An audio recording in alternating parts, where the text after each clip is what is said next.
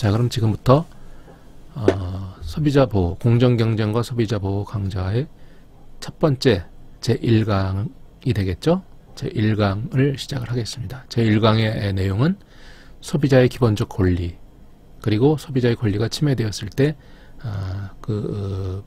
어떻게 피해를 구제를 받고 또 어떤 식으로 분쟁, 사업자와 소비자 간의 분쟁을 조정할 수 있는 것인지, 그런 내용들에 대해서 소비자 기본법에 규정된 내용을 중심으로 살펴보도록 하겠습니다. 네, 여기 조금 위쪽인데, 네. 우선 이제 소비자의 권리를 공부하려면 소비자가 도대체 뭐냐, 소비자의 개념을 먼저 살펴봐야 되겠죠. 소비자라는 것은 말 그대로 소비를 하는 사람을 말합니다. 소비.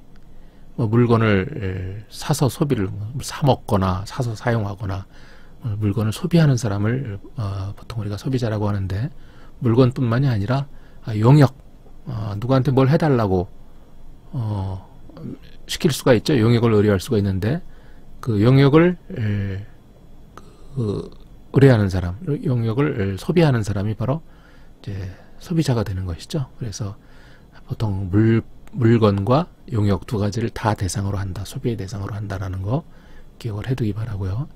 좀 더 학문적으로 얘기하면 소비를 하는 사람, 그럼 너무 간단하죠. 그래서 사업자가 제공하는 상품과 서비스를 소비 생활을 위하여 구입하거나 사용하는 사람, 이렇게 얘기할 수가 있고, 그런데 이제 이 소비자의 소비 생활과 관련돼서 각종 그 권리 침해라든지 구제 방안을 이제 규정하고 있는 그런 법률이 바로 소비자 기본법입니다. 소비자 기본법 앞부분에 제2조쯤에서 보면은 소비자의 개념에 대해서 용어 정의를 해놓고 있죠. 그 용어 정의에 나타난 소비자의 개념을 보면, 그 소비자란 사업자가 제공하는 물품 또는 용역, 시설을 이용하는 경우도 포함된다는 거죠. 물품 또는 용역을 소비 생활을 위하여 사용하는 자 또는 생산 활동을 위하여 사용하는 자로서 대통령령이 정하는 자를 말한다, 이렇게 되어 있어요. 소비 생활을 위하여 사용하는 자, 이건 당연히 소비자죠. 그런데 생산 활동을 위하여 사용하는 자는 생산자잖아요. 생산자. 여기 보면은 소비자의 상대적인 용어는 사업자로 되어 있지만, 생산자도 생산사업자죠. 제조자죠. 사업자가 돼야 되는데 이런 사람도 소비자로 규정을 해놓고 있어요. 다만 대부분의 생산자는 다 사업자지 소비자가 아니죠. 여기서 얘기하는 예외적인 경우에 소비자로서의 사업자를 시행령이 규정을 하고 있다, 이런 것을 설명을 하고 있는 겁니다. 자, 소비자의 범위에 대해서 그 대통령령이라고 하는 것은 각 법률 시행령을 얘기합니다. 각 법률을 보면은 법률이 있고 그 바로 다음 효력을 갖는 시행령이 있죠. 시행령이 다 대통령령입니다. 그다음에 대통령령을 또 보완하기 위해서 만든 시행규칙이라는 것이 있는데, 그 시행규칙은 이제 각부 장관이 제정을 합니다. 그래서 각 부의 영이다, 그래서 부령이라고 보통 부르죠. 부령이라고. 자, 어쨌든 소비자 기본법의 시행령은, 대통령령은 소비자 기본법 시행령이니까, 여기 보면 본법에서 소비자라 함은 제공된 물품 또는 용역을 최종적으로 사용하는 자, 마지막으로 사용하는 자라는 뜻이죠. 우리 영어로 end user라는 표현 많이 쓰죠.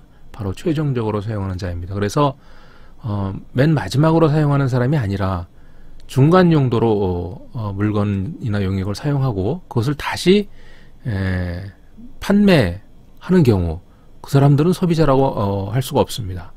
그래서 거기에 조건이 있죠. 다만 제공된 물품 등을 원재료, 자본재 또는 이에 준하는 용도로 생산활동에 사용하는 자는 제외한다. 예를 들면 김을 샀습니다. 먹으려고 김을 사면 소비 생활을 한 거죠. 그런데 내가 김밥을 만들어서 좀 밖에 나가서 뭐 한 개에 뭐 1,000원씩 받고 판다. 그럼 내가 먹으려고 김을 산 것이 아니라 또다시 판매자의 입장에서 사업자가 되려는 상황에서 김을 사용한 것이죠. 그래서 그런 경우에는 소비자가 아니고 그런 경우에는 사업자가 되는 것입니다. 이런 뜻입니다. 그래서 최종적으로 소비를 해야 된다. 최종적으로 사용을 해야 된다. 그래야만 소비자라는 뜻입니다. 그런 경우는 많이 있을 것입니다. 그래서 이걸 지금 여러분 열심히 듣고 있죠? 여러분에게 숙제를 내드립니다. 자, 우리가 소비자로 볼 수 없는 소비자들의 경우가 상당히 많이 있을 텐데 그것들을 잘 정리해서 다음 강의실 수업에서 같이 좀 이야기해 볼 수 있는 그런 시간을 갖고자 합니다. 잘 미리 공부를 해서 좀 오시기 바라고 교과서에 보면 나와 있습니다. 참고하시기 바랍니다. 자, 두 번째는 제공된 물품 등을 농업, 축산업을 포함한다. 농업 및 어업 활동을 위하여 사용하는 자, 즉 농축수산 업 분야에서 사용하는 사람은 이것은 소비 생활을 하는 경우라도 그러니까 사업을 하는 경우라도 소비자로 보지 않는다 이런 얘기입니다. 그런데 여기 어업 활동 중에서 해양수산부 장관의 허가를 받아서 원양어업을 하는 자는 또 제외한대요. 그래서 어업은 소비자로 보는데 원양어업을 하는 사람은 큰 배를 끌고 한참 가서 사업가다운 사업을 하는 것으로 봐야 되기 때문에 소비자로 보지 않겠다 이런 얘기죠. 농축수산업을 왜 생산자이면서 사업자인데 이들을 왜 소비자로 했을까요? 아무래도 규모가 작고 또 보통 그렇게 큰 이익을 많이 남기지 않기 때문에 소비자의 어떤 그 자격으로 보호를 좀 해줄 필요가 있다라고 해서 이 대통령령에서 특별히 원래는 소비자가 아니지만 소비자로 간주를 해서 소비자로서 보호를 한다라는 얘기입니다. 이렇게 해서 원래 소비자는 소비 생활을 하는 자만 소비자여야 되는데 생산 활동에 종사하는 사람도 소비자로 보는 경우가 대통령령에 의해서 몇 가지 있다. 이걸 잘 기억을 해둬야 되겠죠? 네, 좋습니다. 네, 그 다음에 자, 소비자의 종류. 프로슈머를 제가 제일 먼저 써놨는데 그 밑에 보면 뭐 금융을 이용하는 사람, 돈을 빌린다든지 뭐 하는 금융을 이용하는 금융 소비자가 있고 또 의료 서비스를 받으면 의료 소비자고 또 변호사나 무슨 뭐 여러 가지 뭐 조언을 통해서 법률을 이용하면 법률 소비자가 되는 것이죠. 그 소비의 대상이 무엇이냐에 따라서 이렇게 구별할 수도 있을 것이고 또 나쁜 소비자의 권리를 악용해서 아주 나쁜 행동을 많이 하는 그런 소비자들이 있죠. 악성 소비자라고 하는데 영어로 블랙 컨슈머라고 합니다. 블랙 컨슈머 이런 얘기도 많이 들어봤죠. 또 뭐 환경과 관련된 소비 생활을 하는 사람들을 우리가 녹색 소비자라고도 하고 소비자의 여성 소비자, 남성 소비자 따로 있습니까? 뭐 그냥 그 남자냐 여자냐에 따라서 이렇게도 부릅니다. 또 한국 사람이 소비하면 한국 소비자고 미국 사람이면 미국 소비자, 중국 소비자 이렇게도 부르고 있어요. 뭐 좀 웃기는 분류죠. 좀 말씀드리고 싶은 것은 프로슈머라고 하는 게 있는데 프로슈머 원래 생산자면 프로듀서잖아요. 프로듀서 소비자하면 컨슈머고 근데 이거 두 개를 합쳤단 말이죠. 프로슈머. 그래서 생산자이면서 소비자의 역할을 하는 사람 소비자는 소비자인데 생산에 관여를 하는 그런 역할을 하는 사람들을 프로슈머라고 한다. 이것은 1980년도에 지금으로부터 37년 전에 엘빈 토플러가 제3의 물결에서 처음 사용한 용어라고 합니다. 이런 거 퀴즈로 많이 나오겠죠? 프로슈머. 이 프로슈머를 그래서 생산자도 아니고 소비자도 아니고 생비자라고 또 이렇게 부르는 모양이에요. 또 생산 소비자 또는 참여형 소비자라고도 부른다. 그래서 생산자와 소비자의 역할을 동시에 하는 사람을 프로슈머라고 한다. 이미 다 알고 있는 내용이죠? 여러분들은 이 정도는 다 알고 있을 것으로 생각을 합니다. 자, 그 다음에 소비자와 관련된 어떤 법률 규정들을 갖고 있는 법령들이 여러 개가 있는데 지금 이번 시간에 살펴보고자 하는 소비자 기본법을 중심으로 해서 약관규제법, 할부거래법, 방문판매법, 전자상거래법, 제조물책임법 이런 것들이 다 소비자법에 해당이 됩니다. 소비자법. 소비자의 권리와 그 침해의 경우에 어떤 보호를 받을 수 있는 내용들을 규정을 잘 해놨죠. 이런 규정들. 그래서 보통 소약할방전제 이렇게 외우면 기억이 잘 되기도 합니다. 네. 자, 녹음을 시작한 지 벌써 17분이 지났는데 이게 1시간씩 녹화해서 여러분들을 보게 하면 굉장히 힘듭니다. 이것들을. 그래서 제가 수년 동안, 십수년 동안 경험이 있기 때문에 가능하면 짧게 녹화하려고 노력을 합니다. 그런데 벌써 순식간에 17분이 지났고 대체적으로 한 30분 내외 정도로 해야 여러분들이 좀 열심히 참고서 듣지 않을까 이렇게 생각을 합니다만, 첫 강의를 놓고 하다 보니까 이 시간 조절이 잘 안 됩니다. 좀 신속하게 좀 속도를 내겠습니다. 자, 소비자의 권리와 관련해서 소비자에게 어떠한 권리가 있는가에 대해서 소비자 기본법은 8가지를 규정을 하고 있습니다. 첫 번째로서 안전의 권리를 규정을 해놓고 있는데, 우리가 소비하는 물품이나 용역으로부터 생명, 신체 또는 재산에 대한 여러 가지 안전하지 못한 그런 위해를 당하는 경우가 많이 있죠. 그래서 그런 위해를 당하지 않도록 안전해야 될 권리가 당연히 인정돼야 됩니다. 얼마 전에 크게 문제가 돼가지고 뭐 몇백 명이 죽었죠. 가습기 살균제 피해, 이거 소비자의 안전의 권리가 침해된 대표적인 사례라고 할 수가 있고, 또 우리가 구입한 물건들이 문제가 있으면 사업자는 반드시 리콜을 해서 고쳐주거나 아니면 보상을 해줘야 되겠죠. 특히 자동차의 경우에 리콜 제도가 많이 이용되고 있는데, 리콜 제도라든지 또 제조자의 책임을 특별히 묻기 위해서, 원래는 불법행위 책임, 그래서 누군가 뭘 잘못해가지고 손해가 발생하면 다 물어줘야 됩니다. 그런데 특별히 제조자가 만든 물건이 잘못돼서 손해가 발생하면 특별히 그 책임을 더 져라 라고 하는 제조물 책임법을 2002년도에 15년도에 제정해서 지금 적용을 하고 있죠. 그런 내용들이 안전의 권리에 관한 것이고, 자, 두 번째로, 자, 이것을 밑으로 한번 다시 내려볼까요? 자, 두 번째로 알 권리입니다. 뭐냐면은 우리가 물품을 사용하거나 용역을 이용할 때 물품 등을 선택함에 있어서 필요한 지식과 정보를 제공받을 권리가 당연히 인정돼야 되겠죠. 물건을 사려고 그러는데 이게 뭐 하는 물건인지 모른 채 그냥 사세요, 사기 싫으면 말고 이러면 안 되겠죠. 사용 설명서도 만들어줘야 되고 뭐 또 약관도 만들어줘야 되고 합니다. 이게 다 알 권리를 충족시키기 위해서만 인정된 그런 제도들인데, 또 약관 규제법이라고 하는 법에 보면 사업자는 반드시 약관을 작성해서 그 다음에 그 내용을 소비자에게 설명할 의무가 규정되어 있습니다. 이런 것들을 이행하지 않으면 계약이 취소되거나 무효. 두 번째로는 알 권리입니다. 네, 물품 등을 선택함에 있어서 필요한 지식과 정보를 제공받을 권리.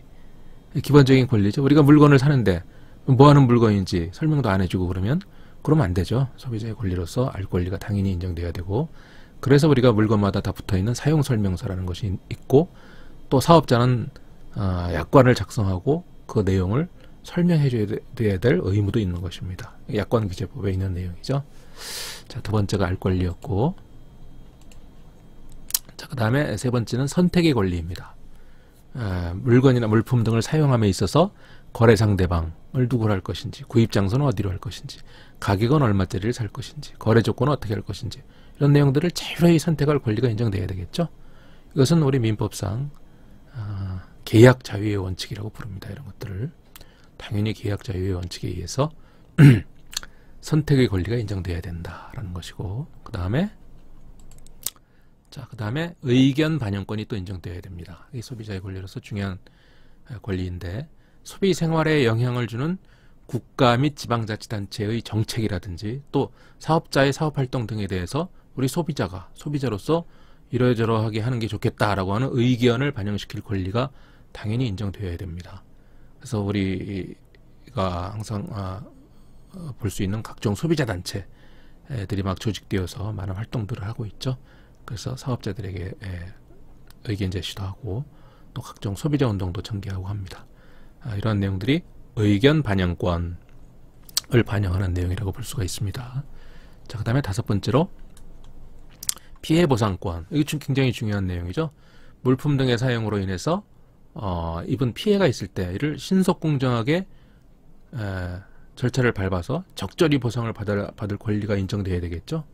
보통 우리가 물건을 사가지고 피해를 입으면 잘 보상이 안 됩니다. 그래서 막 포기해버리고 막 그러는데 굉장히 중요한 권리죠. 피해 보상권.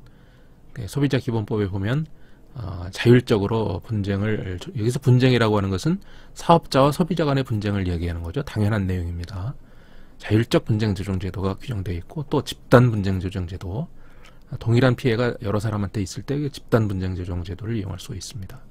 그 다음에 또 단체 소송 제도가 있죠. 소비자 단체 소송이라고 부르는 건데, 이 단체 소송, 단체가 단체의 자격으로 소송을 제기해서 승소를 하면 단체의 구성원이 동일한 혜택을 볼 수 있는 그런 제도가 단체소송제도죠.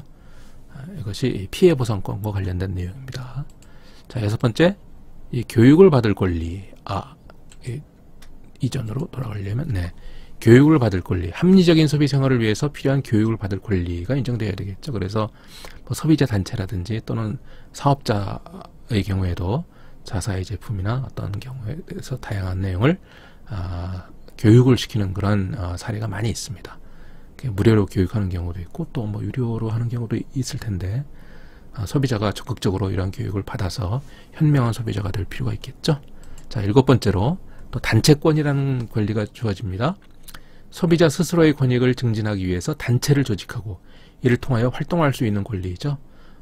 소비 생활을 하면서 피해를 입었다 그러면 소비자들이 혼자서 뭐 1인 시위 뭐 이런 것보다는 단체를 조직해서 소비자의 권리를 쟁취할 수 있다면 상당히 효과가 크겠죠. 그래서 다양한 소비자 단체가 현재 조직되어 있고 활동을 하고 있습니다. 그런데 여기 보면 단체를 조직하고 이를 통해 활동할 수 있는 권리 이렇게만 규정을 해놨어요. 그래서 보통 우리가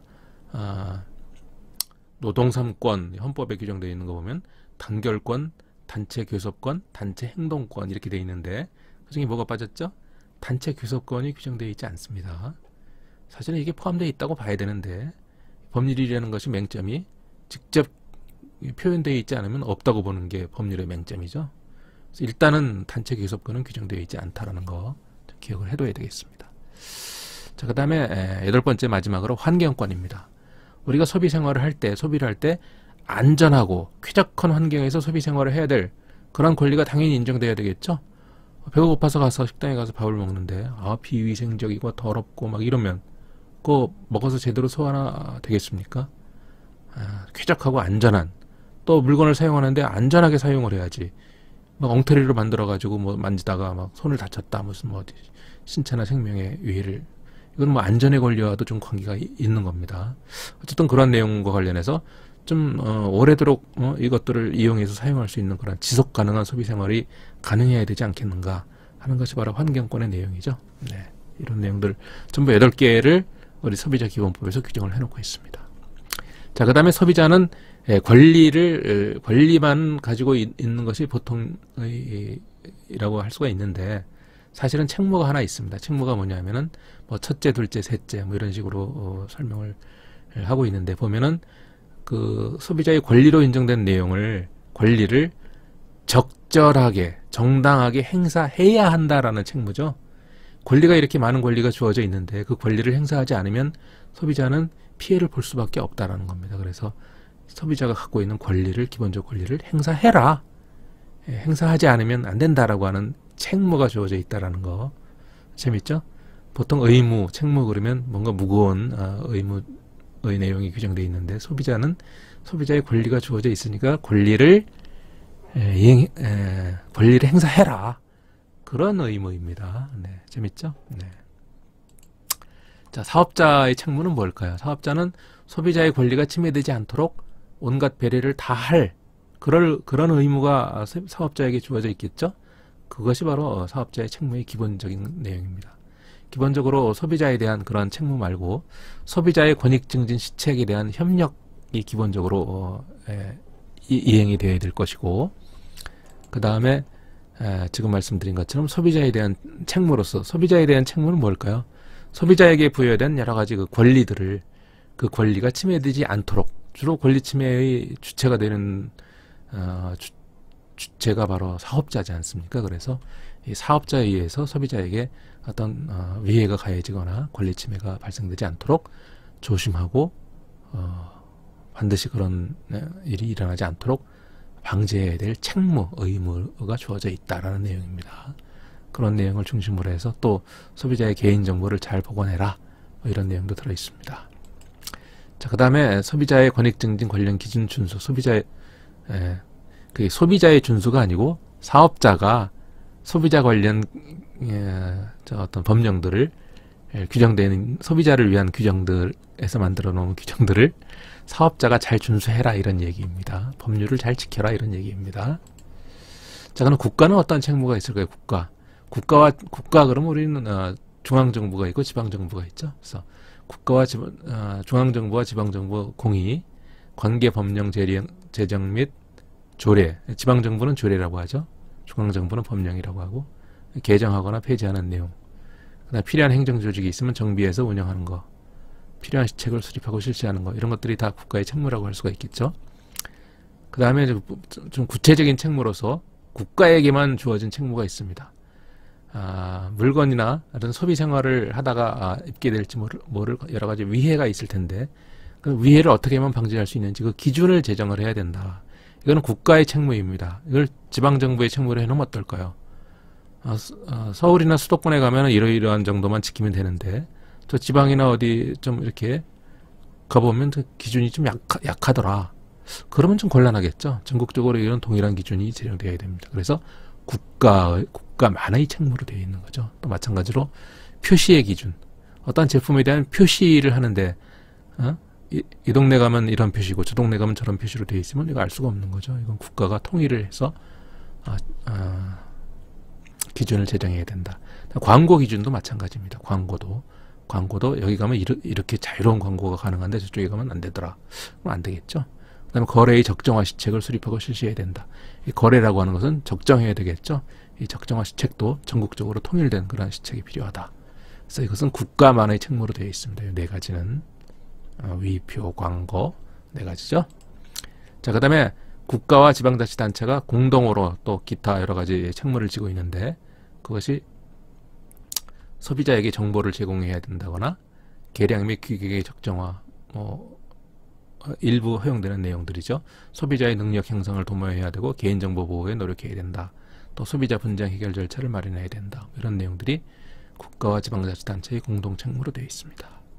자, 그 다음에 이제 소비자가 피해를 입을지 모를 그런 내용들에 대해서 소비자의 안전이 적극적으로 취해져야 되는데, 소비자의 안전조치로서 어떠한 내용들이 준비되어 있는가를 볼까요? 우선 사업자에게 주어진 조치이죠.